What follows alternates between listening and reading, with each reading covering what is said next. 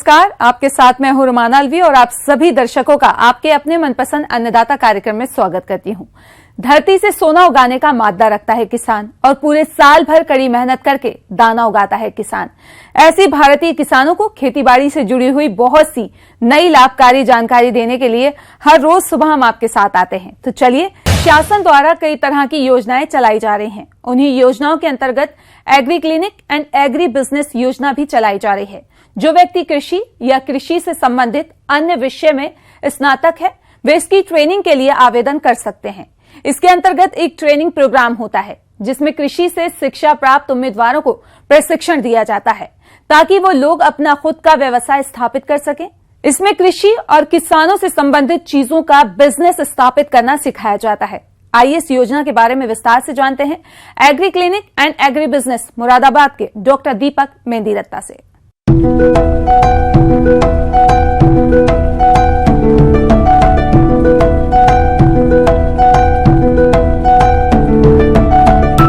Agree clinic agri business centre कृषि एवं किसान कल्याण मंत्रालय भारत सरकार की एक योजना है जिसको national institute of agriculture extension management Rajendra Nagar Hyderabad के द्वारा संचालित किया जाता है और पूरे भारत के अंदर मैनेज के द्वारा अप्रूव्ड सेंटर्स हैं जहां पर कृषि स्नातक, इंटर कृषि, डिप्लोमा कृषि और बीटेक एग्रीकल्चर या कृषि से जुड़े हुए अन्य विधाएं जैसे हॉर्टिकल्चर और फॉरेस्ट्री और सेरिकल्चर, इनके जो स्नातक लोग हैं उन लोगों को प्रशिक्षण दिया जाता है। ये 2 माह का स्वरोजगार परक निःशुल्क प्रशिक्षण होता है।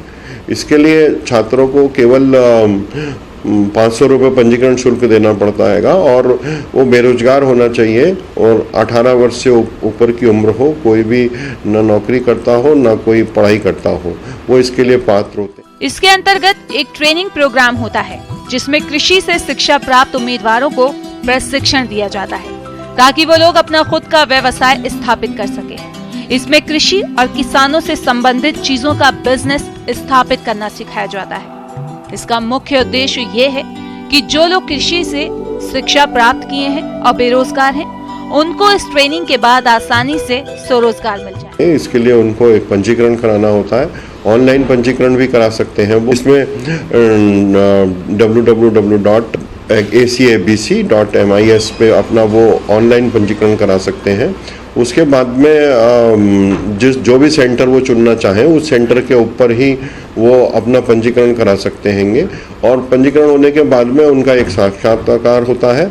साक्षात्कार जो होता है वो ऑनलाइन मैनेज के द्वारा लिया जाता है और एक स्क्रीनिंग कमेटी सेंटर के ऊपर भी होती है और वहाँ पे साक्षात्कार में पास होने के बाद में 35 के बैच में उनको 60 दिन का प्रशिक्षण दिया जाता है। प्रशिक्षण के दौरान उनको बहुत सारी एग्रीकल्चर से जुड़ी हुई जो विधाएं हैं उनके ऊपर प्रशिक्षण दिया जाता है, जिनके अंदर आपका जैसे कि एग्री इनपुट सेंटर्स हैं, पिगरी है, पोल्ट्री है, मछली पालन, मुर्गी पालन, सुअर पॉली हाउस है, नर्सरी ग्रोइंग है, नर्सरी तैयार करना है, बकरी पालन, सुअर पालन, मछली पालन, केंचुआ खाद का निर्माण है। इस तरीके की 32 विधाएं हैं जिनके अंदर हम इनको ट्रेनिंग प्रशिक्षण यहाँ पर दिया जाता है। वो ये अपना इन सब में रोजगार स्थापित कर सकते हैं और यहाँ पर इनको अपना प्रोजेक्ट रिपोर्ट कैसे बनाएंगे उसके बारे में भी ट्रेनिंग दी जाती है। प्रोजेक्ट निर्माण करने के बाद में इनका जो आखिरी दिन यहाँ ट्रेनिंग से 8 दिन पूर्ण होता है, तो पूर्ण होने पर इनके प्रोजेक्ट्स को इनके द्वारा चयनित बैंकों के अंदर भेज दिया जाता है। भारत सरकार के द्वारा इस योजना के अंतर्गत 20 लाख तक का ऋण ये लोग ले सकते हैं, उसके ऊपर इनको सब्सिडी है। सामान्य जाति, पिछड़ी जाति के लोगों को 36% कुल प्रोजेक्ट लागत के ऊपर अनुदान है और अनुसूचित जाति, जनजाति, पहाड़ी क्षेत्र पे रहने वाले लोग, महिलाओं को 44% का अनुदान कुल इनके प्रोजेक्ट की लागत के ऊपर दिया जाता है और नाबार्ड के द्वारा इसके अंदर सब्सिडी दी जाती है। नोडल ट्रेनिंग इंस्टीट्यूट्स जो है वो इनके प्रोजेक्ट्स को बैंकों को फॉरवर्ड कर देते हैं। सरकार द्वारा चलाई जा रही ये योजना काफी सराहनीय कार्य है। इससे लोगों को स्वरोजगार करने में बहुत मदद मिलती है। साथ ही बैंक द्वारा ऐसे प्रशिक्षण प्राप्त लोगों को स्वरोजगार के लिए ऋण भी दिया जाता है, जिस पर नाबार्ड द्वारा सामान्य और पिछड़ी जाति को 36% और SC, ST और महिलाओं को 44% अनुदान दिया जाता है। इसके लिए वही पात्र है जो लोग बायोलॉजी या कृषि से स्नातक हैं, या जिनका कृषि से 12वीं में 55% से ज्यादा मार्क्स हैं, या वो लोग जिनका कृषि में कोई डिप्लोमा है। ये सभी उम्मीदवार इस ट्रेनिंग के लिए आवेदन कर सकते हैं। और काफ़ी सारी इनको हम लोग ज़्यादा से ज़्यादा प्रैक्टिकल ट्रेनिंग के ऊपर फोकस करते हैं। फील्ड में ले जाकर के, अगर मान लिया इनको कुछ खरपतवार नियंत्रण है तो फील्ड में ही ले जाकर के इनको खरपतवार नियंत्रण, खरपतवार की पहचान कैसे करेंगे, ये सब इनको सिखाया जाता है। Agree clinic and agri business centre में ये ट्रेनिंग 2 महीने की होती है, जिसमें ट्रेनिंग लेने वाले लोगों को रहना और खाना फ्री रहता है। उम्मीदवार उसी इंस्टीट्यूट के हॉस्टल में रहकर ट्रेनिंग प्राप्त करता है, इसलिए वह आसानी से ट्रेनिंग कर सकता है और बिजनेस की प्रक्रिया अच्छी तरह समझ सकता है। हमारे संस्थान को 3 सेंटर यूपी के अंदर अलॉट है। मुरादाबाद में एक है, एक गोरखपुर में और एक आगरा के अंदर। यहाँ पे अब तक 2246 लोगों ने प्रशिक्षण प्राप्त कर लिया है और जिसमें लगभग 1270 लोग ऐसे हैं जिन्होंने अपना कार्य व्यवसाय शुरू कर दिया है। और काफ़ी सारे लोग जो अभी नए निकले हैं उनके प्रोजेक्ट्स चल रहे हैं, पाइपलाइन में हैं और निकट भविष्य में वो भी इसको प्रारंभ कर लेंगे। Agree clinic and agri business centre से प्रशिक्षण लेने के बाद मुरादाबाद के रहने वाले राजवीर सिंह ने agree clinic and agri business का स्वरोजगार शुरू किया और आज ये पूरी तरह सफल है। सर MSc एजिंग और मैंने कंपनी में काम भी किया, 7-8 साल का एक्सपीरियंस है मुझे पेस्टिसाइड लाइन में। उसके बाद मैंने काम स्टार्ट किया एक्सपीरियंस के अकॉर्डिंग करीब 2015 में और आज 2018 से 3-3.5 साल हुए हैं। सर एक्चुअली क्या है कि जो ये प्रशिक्षण है, जो मतलब BSc MSc लड़के होते हैं, क्या होता है कि नॉन मतलब ये एजुकेटेड तो होते हैं, उसके बाद नॉन एक्सपीरियंस होते हैं। उनको एक अच्छी ट्रेनिंग जो मिलती है AC/BSc जो टेक्निक एग्री क्लिनिक से, इससे उसे एक एक्सपीरियंस मिल जाता है। उसके अकॉर्डिंग वो मतलब बिजनेस में मतलब सही से डेवलप भी कर सकता है कि किसान को अच्छी जानकारी भी दे सकता है, इससे ये फ़ायदा होता है। जब हम एग्री क्लिनिक या कोई ऐसे प्रशिक्षण लेते हैं तो उससे बंदे को एक अलग विश्वास हो जाता है कि मैं एक डॉक्टर आदमी हूँ। एक क्या सिखाया जाता है? सिखाया तो सब कुछ आता है सर, उसके बारे में जो भी खेती है उसके बारे में सब कुछ ही सिखाया जाता है। उसका फायदा इसमें कितना मिल रहा है? बहुत कुछ सर, किसान को समझाना भी अच्छी तरह हमें आता है, हमें क्या देना है, किस डिजीज में क्या लगवाना है, वो सर एक्सपीरियंस जो है एग्री क्लिनिक के अकॉर्डिंग मिल जाता है। पपीता की खेती अपने प्रदेश में बड़े पैमाने पर की जाती है क्योंकि इन पौधों से कम समय में अच्छी आय मिल जाती है। लेकिन पपीता के बाग में कई प्रकार के रोगों का प्रकोप होता है जिनका समय रहते नियंत्रण नहीं किया गया तो पपीता के पौधों की बढ़वार तो कम होगी ही, साथ ही ऐसे पौधों पर फल भी नहीं लग पाते हैं। तो किसान भाइयों, आपकी इसी समस्या को देखते हुए जरूरी हो जाता है कि आप इनका समय रहते नियंत्रण करें और इस बारे में सुझाव दे रहे हैं असिस्टेंट प्रोफेसर हनुमान सिंह।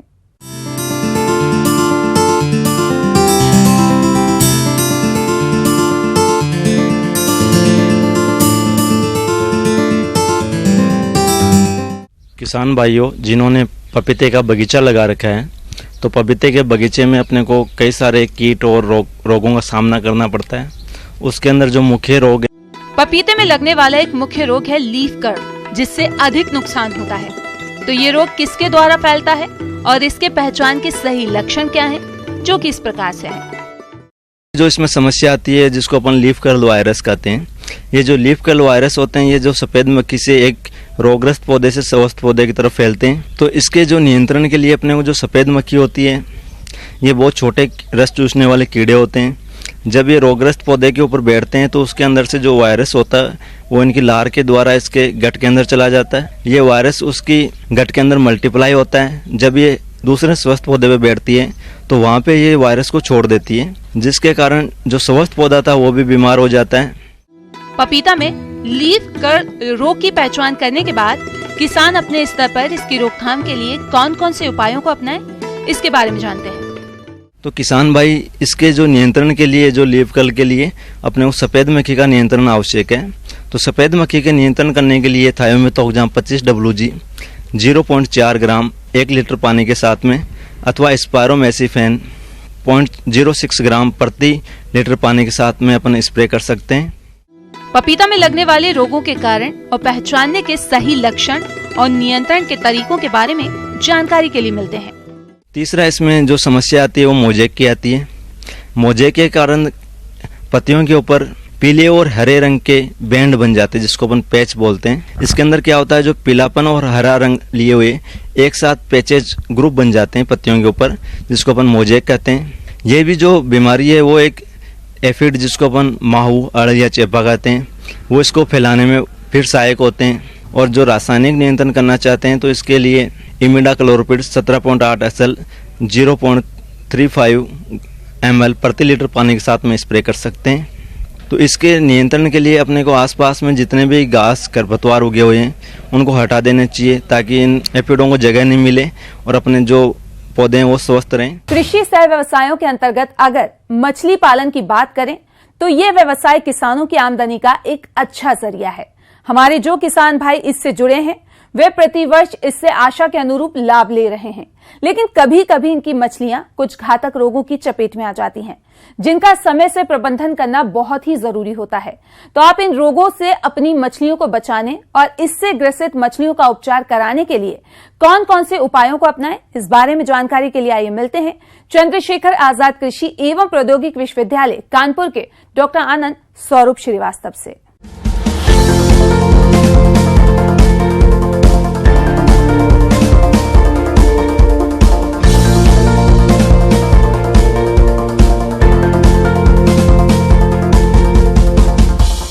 देखिए मत्स्य पालक भाइयों, एक बात ध्यान रखने की ये होती है कि हमारे तालाब में जो मछलियाँ पली हुई हैं उनमें रोग लगने ही न पाए। हम पहले से ही प्रिकॉशन कुछ ले लिया करें जिसकी वजह से रोग लगने न पाए। किसान भाइयों, इस व्यवसाय को सफल बनाने के लिए आपको अपनी मछलियों को विभिन्न तरह के रोगों से बचाना होगा। तो घातक रोगों से मछलियों को बचाने के लिए आप कौन कौन से उपायों को अपनाएं, आइए इस बारे में जानते हैं। जो सबसे बड़ी बात होती है वो ये है कि अगर तालाब में पानी का पीएच मान जो है 6.5 से लेकर के 7.5 तक बना रहेगा तो आमतौर पे मछलियों में रोग नहीं आने पाते हैं। जब पीएच मान कम होने लगता है तभी रोगों को हमला ज़्यादा होता है। इसको पीएच मान को निर्धारित रखने के लिए सबसे बढ़िया उपयुक्त उपाय ये होता है कि तालाब में हम 240 किलोग्राम चूने का प्रयोग प्रतिवर्ष करते रहें। ये संचय से पूर्व हम कर लें अगर, तो इससे क्षारीयता भी बढ़ी रहती है और मछलियों की बढ़वार भी अच्छी होती है और संभावित रोग जो होने होते हैं उनसे बचाव रहता है हमारा। एक बात और, अगर आपके तालाब में किसी प्रकार की कोई हरकत दिखाई पड़ रही है या मछलियाँ कुछ विचलित दिखाई पड़ रही हैं, तालाब के किनारे पे आकर के आपको अपना शरीर रगड़ रही हैं, उस दशा में मत्स्य वैज्ञानिक की सलाह से ही कोई दवा का प्रयोग करना चाहिए। एक प्रिकॉशनरी दवा जो है सीफेक्स नाम की एक दवा जो एंटीबायोटिक है द्वारा जनित रोगों से इसका बचाव किया जाता है। इसका भी आप मत्स्य पालक जो हैं वो किसी वैज्ञानिक की सलाह से इसको 4 ml प्रति लीटर पानी के हिसाब से मिला करके 100 लीटर पानी में घोल लें और तालाब में अगर रोग आने के पहले ही छिड़क देंगे तो संभावित रोगों की कमी हो जाती है, नहीं आने पाते हैं। दूसरा, अगर आपके पास मछलियाँ मान लीजिए किनारे तालाब पे अपना शरीर रगड़ रही हैं तो उनमें एक रोग होता है मछलियों का जुआ, जिसको आर्गुलस बोलते हैं। आर्गुलस की संभावना रहती है जिसकी वजह से खुजली की वजह से मछलियाँ तालाब के किनारे आकर के अपने शरीर को रगड़ती रहती हैं। तो इसमें 2.5% नमक के घोल में अगर मछलियों को हम डुबा के 2 से 3 मिनट रखें और वापस उनको तालाब में डाल दें तो इससे इन रोगों पे रोकथाम हो जाती है। दूसरी एक बात आती है कि जो लाल दवा जिसको हम बोलते हैं KMNO4 पोटेशियम परमैंगनेट 1 ग्राम प्रति लीटर के हिसाब से घोल करके पानी में हम उसको छिड़काव कर दें तो इससे भी जो संभावित रोग होते हैं वो कम हो जाते हैं। और अगर थोड़ी बहुत संभावना जो रोगों की शुरुआती दशा होती है इसमें मछलियों से हमारा बचाव हो जाता है। वैसे तो गर्मियों के सीज़न में हमको ज़्यादा परेशानी नहीं होती है, जब मौसम बदलने लगता है तब रोगों की बहुतायत ज़्यादा होती है।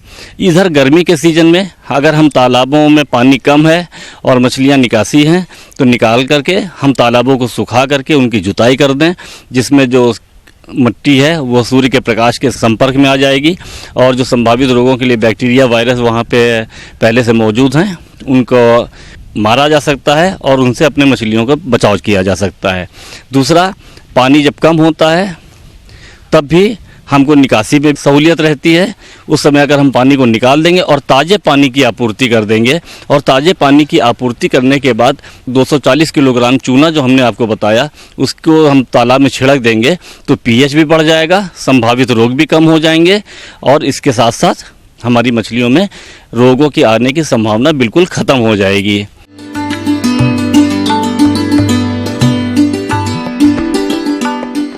जॉन डियर अन्नदाता हेल्पलाइन निशुल्क फोन संपर्क सेवा के माध्यम से आपके द्वारा पूछे गए प्रश्नों में से एक या दो महत्वपूर्ण प्रश्न हम अपने कार्यक्रम में शामिल करते हैं। इसी के तहत आज का चयनित प्रश्न और उसका जवाब इस प्रकार है।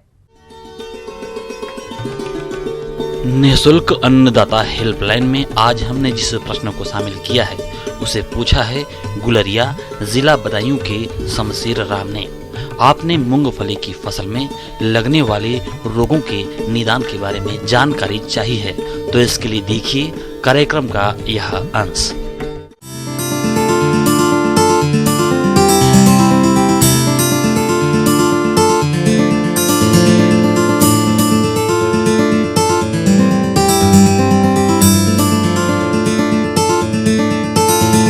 के अंदर कुछ खेतों में विषाणु गुच्छा रोग होता है। उगाव के टाइम में बिल्कुल नॉर्मल होते हैं, लेकिन वो 15, 20, 25 दिन के बाद में धीरे धीरे उनकी बढ़वार रुक जाती है और पत्तियां छोटी पत्तियां होकर गुच्छे के रूप में छोटी पत्तियां हो जाती हैं। तो उनकी या तो मूंगफली लगती नहीं, लगती तो बहुत छोटी लगती है। तो जिन खेतों में विषाणु गुच्छा रोग हो वहाँ अगली बार इसकी मूंगफली की बुआई नहीं करें। कुछ खेतों में फिक्स साइट होती है, ज़मीन में अवेलेबल है ये, तो वहाँ ये उस एरिया में लोकलाइज्ड एरिया में ये आती है बीमारी। तो जहाँ इसका असर ज़्यादा हो वहाँ मूंगफली का पैदावार मूंगफली की खेती नहीं करें। दूसरा, मूंगफली में फसल चक्कर का हमेशा ध्यान रखें। तो इसके लिए आप जैसे एक साल आप मूंगफली ले रहे हैं, दूसरी साल उसमें गुआर ले सकते हैं, बाजरा ले सकते हैं। तो उसमें फसल चक्कर का हमेशा आप उसमें आप ध्यान रखें, तो आपकी उपज आपको ज़्यादा मिलेगी और बीमारी और कीड़े कम लगेंगे। जैसे जो मूंगफली में जो मुख्य बीमारी हैं वो है, एक तो गलकट बीमारी है जिसको कॉलर रोट कहते हैं। ये बीमारी जो फसल 40 दिन की होती है तब तक इसका प्रकोप ज़्यादा होता है। वैसे तो इस बीमारी का उपचार केवल बीज का उपचार ही करना ज़रूरी है, बाद में उपचार बहुत कम हो पाता है।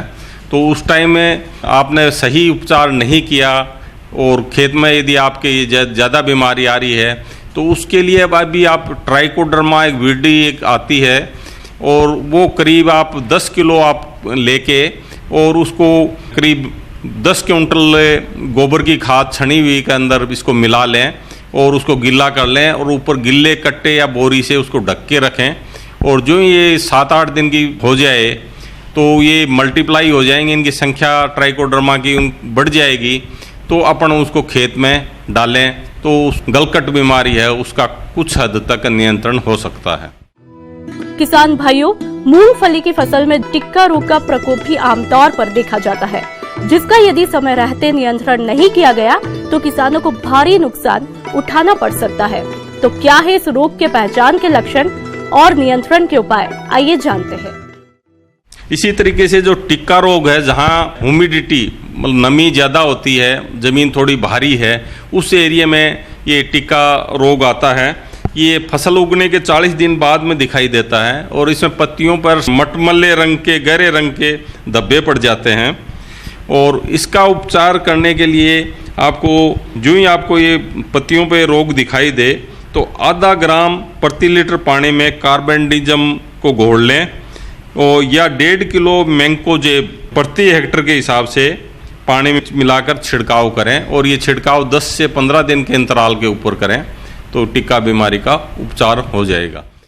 मूंगफली की फसल में पीलिया रोग की समस्या भी आमतौर पर देखी जाती है। इस रोग की रोकथाम के लिए 250 किलो जिप्सम को मूंगफली की फसल में डालकर खेत में मिला देते हैं। लेकिन अभी चूंकि खड़ी फसल है, उसके अंदर आपको यदि पीलिया रोग दिखाई दे तो इसके अंदर गंधक का अम्ल आता है। ये 0.1% के हिसाब से फसल में छिड़काव करें।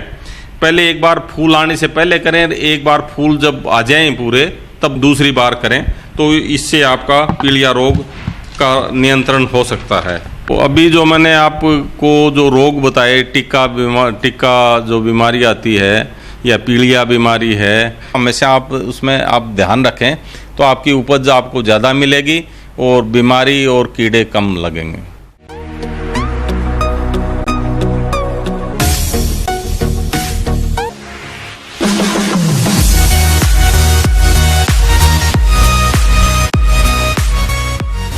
आइए अब एक नजर डालते हैं राज्य के कुछ चुनी हुई मंडियों के प्रमुख फसलों के बाजार भाव पर।